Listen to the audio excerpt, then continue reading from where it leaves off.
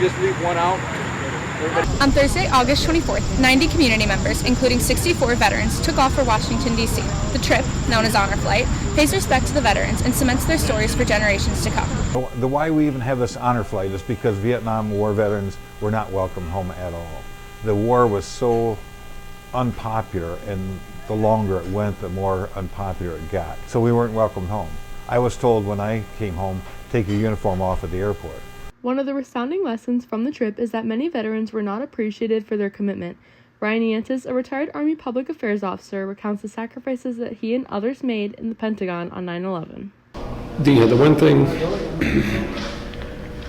that I think is very important for people to realize is that so many people put themselves at risk to help others.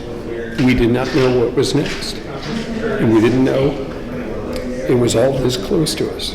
We didn't have any vision on what was happening elsewhere. We didn't know what was going on.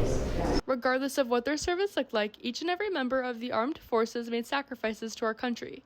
John Rickard, a retired World War II veteran, stays modest when looking back on his role in the military. What I did was, I was no hero, believe me. I just did what I had to do. And I'm glad I made it home. It was quite an experience. All for a little island about 800 square feet. Every action comes with a reaction, and joining the military has impacted every vet in their own ways and experiences. Retired Navy veteran Donna Rasmussen believes that our service was the best thing that could have ever happened to her. So I accidentally joined the Navy by running into that recruiting office. But I will say that every great thing that happened to me in my life happened to me because I made that right turn. So it was the best thing that ever happened to me. It's not about what's blocking the road, it's about how you'll get around it.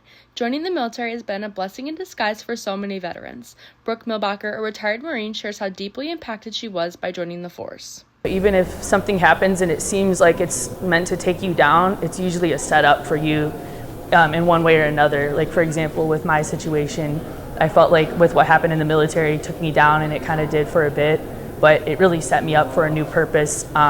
I'm now working on my Doctorate of Human Services, where I give back to help veterans in the communities, and if I didn't go through that, I never would have been able to get to this point. So it actually ended up being a blessing, even though at the moment it seemed like it was really unfair and, you know, kind of a huge injustice. I now see that it actually propelled me forward. Experiencing the military doesn't just bond you with who you experienced it with, but your loved ones that did it before and after you as well.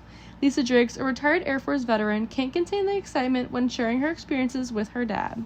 When Aaron told me that my dad could come afterwards and I got off the phone, I was crying because I was like, oh my God, this is so awesome. I mean, what are the chances of a dad and a daughter going on the same honor flight?